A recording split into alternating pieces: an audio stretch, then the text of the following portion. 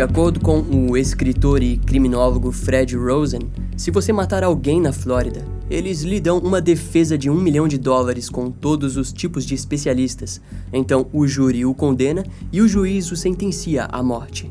E sem dúvidas, no passado foi assim, e Ted Bundy é o exemplo perfeito disso. O estado da Flórida o segurou por anos até executá-lo em 1989. E no vídeo de hoje teremos como vilão um assassino tão brutal quanto Ted Bundy, que estava pronto para cometer os seus crimes e não se deixar ser vencido tão facilmente pela justiça. Então já deixa o like nesse vídeo e ativa o sininho de notificações que eu te conto tudo.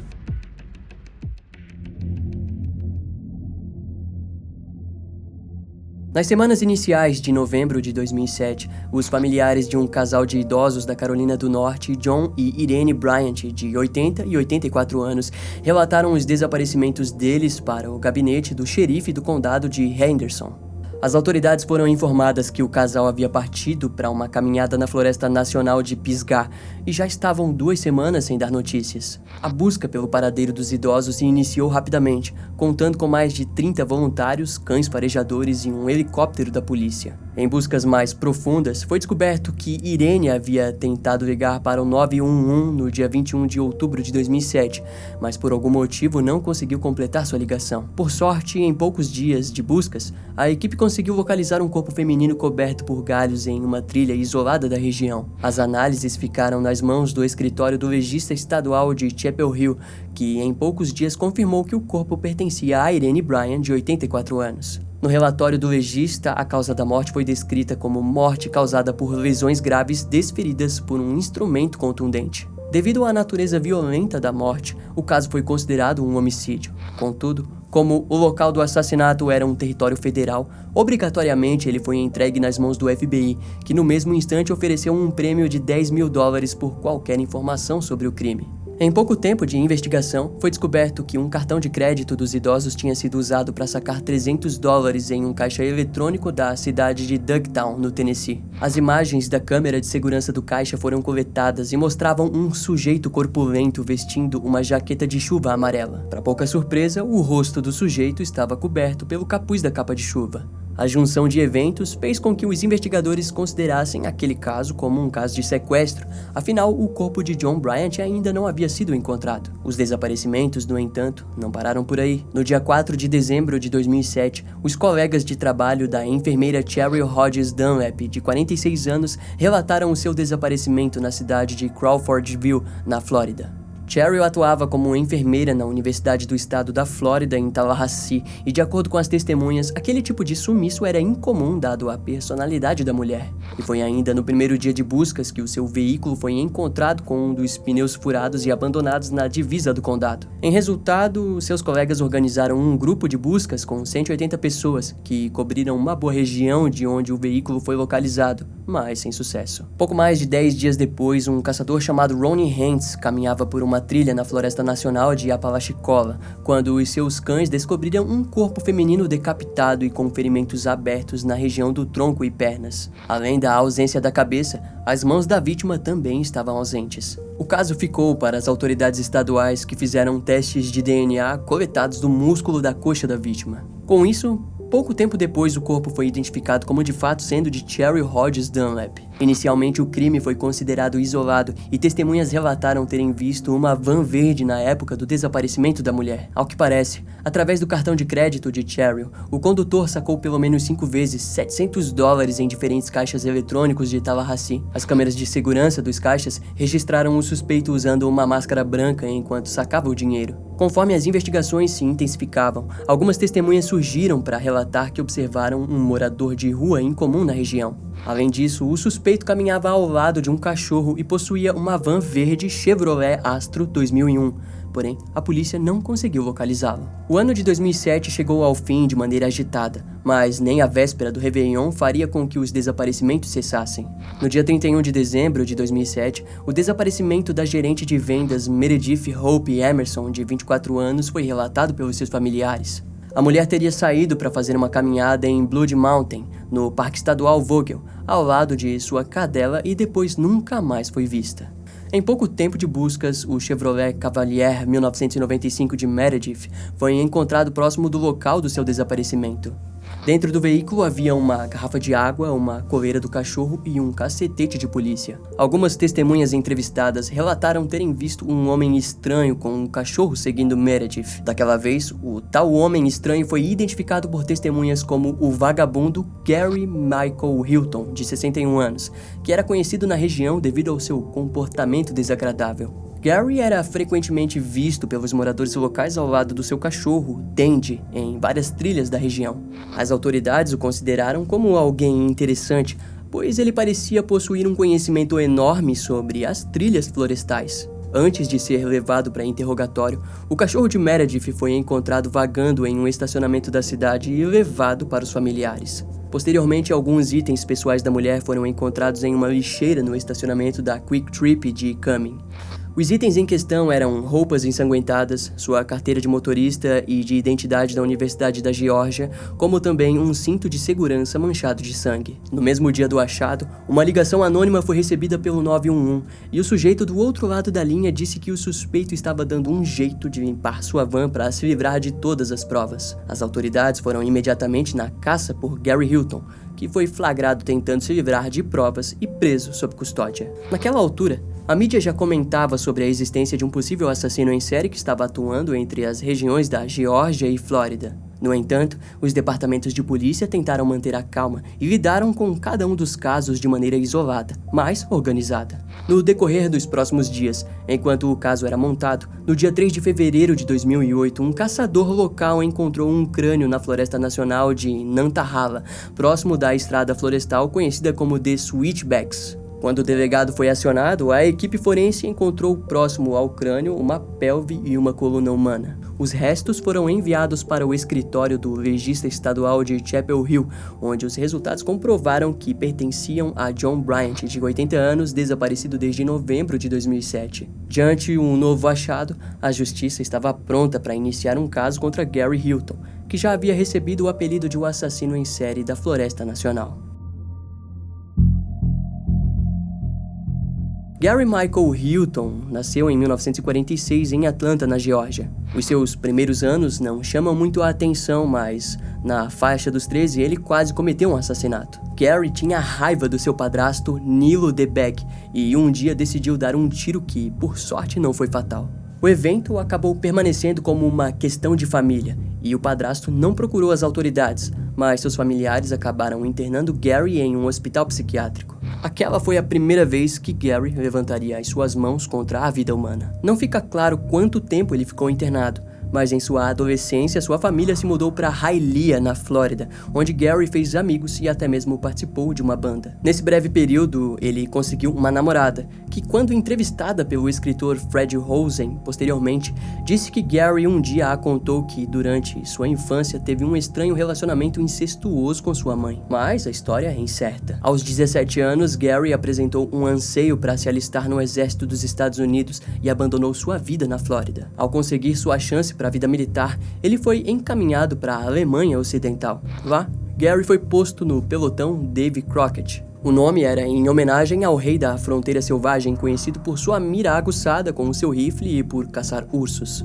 Davy também costumava usar um chapéu de pele de guaxinim, que o transformava em um tipo de herói para as crianças da sua geração, inclusive para Gary Hilton. Daquele modo, dentro do pelotão, ele se via como um herói da nação. Entretanto, não se engane, pois o pelotão possuía apenas uma missão: disparar para testes o projétil nuclear XM-388, também conhecido como o míssil Davy Crockett. A arma nuclear de baixo porte foi posta nos arredores de toda a Alemanha Ocidental na época, onde ficava direcionada para evitar os avanços de um suposto inimigo numa guerra fria marcante para a história mundial. De maneira geral, a missão não deveria ser considerada como perigosa, mas a mente de Gary não lidou bem com o estresse contínuo. Eventualmente, ele relatou que estava ouvindo vozes e, em pouco tempo, acabou sofrendo de um colapso mental. Em resposta, o exército enviou Gary para um hospital psiquiátrico, onde ele foi tratado classificado como esquizofrênico. Normalmente, uma dispensa de um soldado doente deveria ser feita com um adendo, mas Gary, por algum motivo, recebeu uma dispensa honrosa. Após receber o seu tratamento, Gary se viu com os seus ainda 21 anos e sem nenhum tipo de anseio por uma vida comum. Seus empregos eram todos temporários e seus relacionamentos estavam fadados ao fracasso. Gary simplesmente não conseguia recomeçar uma vida como um cidadão qualquer. Em 1983, ele foi condenado por porte ilegal de arma no condado de Clayton. Quando questionado sobre o motivo de estar armado, Gary disse que realmente não precisava de uma, mas a tinha para proteção pessoal. Após isso, ele passou a viver na estrada e viajou por várias regiões do sul dos Estados Unidos e se divorciou várias vezes. Os seus próximos anos são uma grande névoa, mas fato é que no dia 22 de outubro de 1997, Levi Fred, de 20 anos, desapareceu na estrada 1000, no condado de Forsyth. O seu corpo foi encontrado no dia seguinte na área de cuidado de vida selvagem em um condado vizinho. A causa da morte e a condição do corpo não são ditas, mas o caso foi considerado como homicídio e eventualmente encerrado por falta de pistas. Enquanto isso, Gary já estava chegando aos seus 54 anos e não possuía nada a se orgulhar.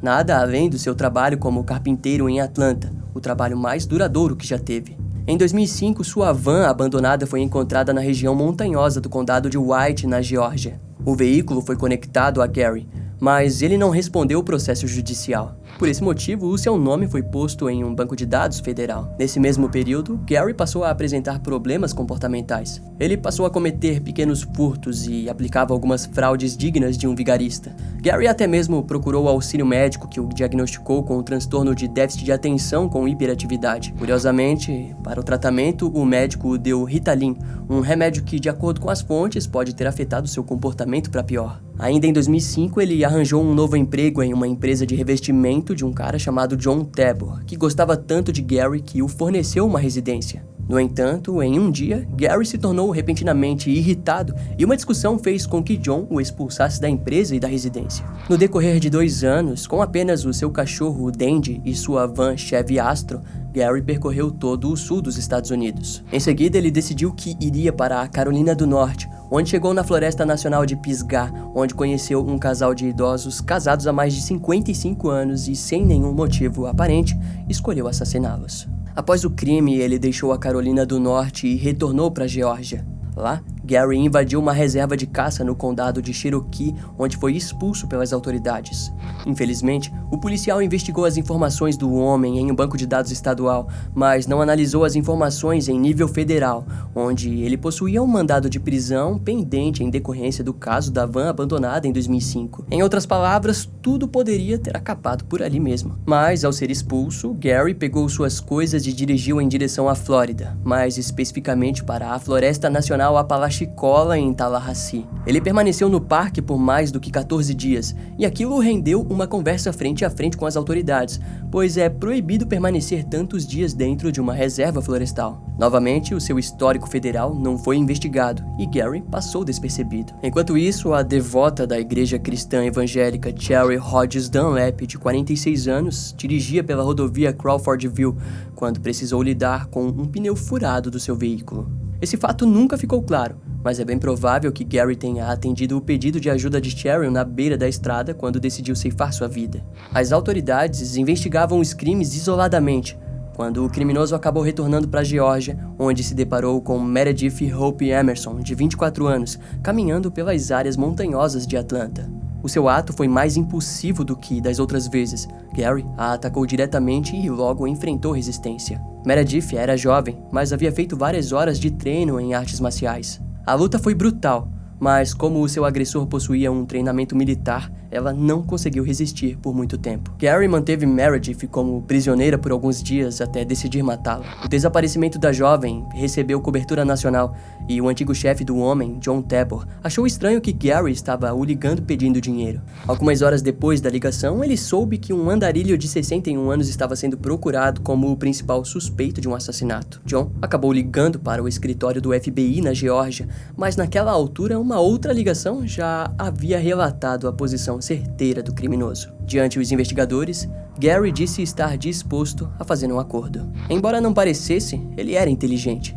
Em seu acordo, Gary disse que levaria as autoridades para o local de desova do corpo de Meredith em troca de não receber a pena de morte. A polícia inicialmente não aceitou, mas devido ao anseio dos familiares, o acordo acabou sendo feito. Ao lado do assassino, os investigadores responsáveis pelo caso foram levados para pouco mais de 56 quilômetros da região do desaparecimento da garota. Na cova, tudo o que eles encontraram foram o seu corpo decapitado e, quando perguntaram sobre a cabeça da vítima, Gary simplesmente disse que a tinha enterrado em algum lugar próximo. Nos dias seguintes, enquanto todo o caso era montado na Geórgia, o crânio de John Bryant era encontrado por um caçador na Carolina do Norte. Daquela maneira, a Flórida estava mais do que decidida a trazer Gary Hilton à sentença de morte.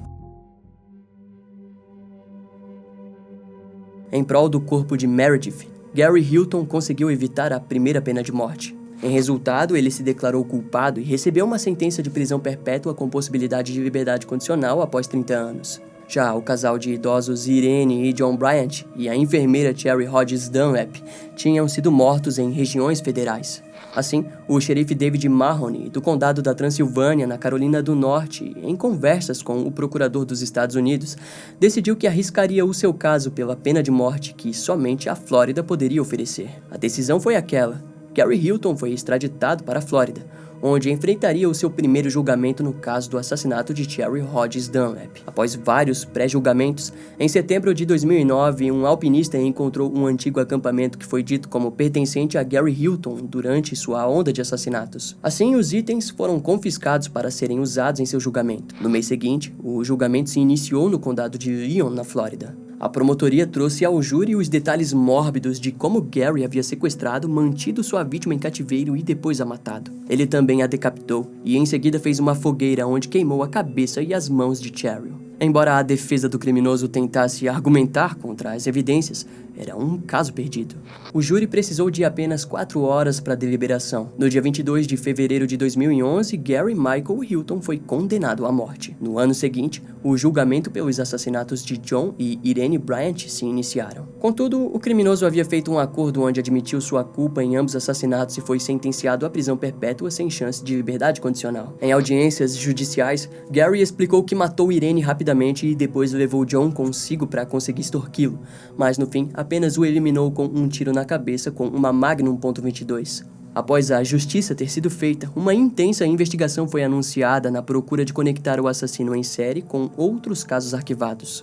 Em 2016, a Suprema Corte dos Estados Unidos anunciou a suspensão de todas as execuções na Flórida. Um novo julgamento deveria ser feito, mas eventualmente o corredor da morte voltou a funcionar. Em 2018, ele tentou lutar contra sua sentença de morte, mas o seu recurso foi negado pelas autoridades estaduais e federais. Atualmente, Gary Hilton continua no corredor da morte da instituição correcional da União em Hereford, na Flórida. Durante os anos que foi mantido preso, vários agentes especiais do FBI entrevistaram Gary na procura de estudar o seu perfil. Além do próprio FBI, outras agências também o procuraram. O criminólogo e reitor da Escola de Estudos Forenses da Califórnia, Eric Hickley, afirma que Gary Hilton possivelmente é responsável por vários outros assassinatos cometidos antes de 2007.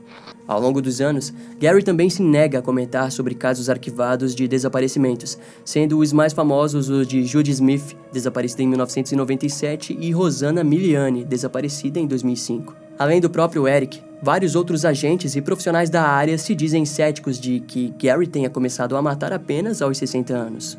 Ou seja, para os especialistas e para o próprio FBI, o assassino da Floresta Nacional possivelmente é mais um no ranking de assassinos em série mais prolíficos e mortais de solo americano. Muito obrigado por ter chegado até o final, espero que você tenha gostado desse vídeo. Não esquece de deixar um comentário aqui embaixo contando a sua opinião sobre esse caso, porque é muito importante. Se você quiser ter acesso a todos os vídeos que ainda não foram pro ar, mas que já foram produzidos, é muito fácil. Clica aqui embaixo em Seja Membro e torne-se um membro desse canal. No mais, você pode continuar assistindo a minha playlist de casos, clicando no primeiro link da descrição. Eu vou ficando por aqui, até a próxima e tchau!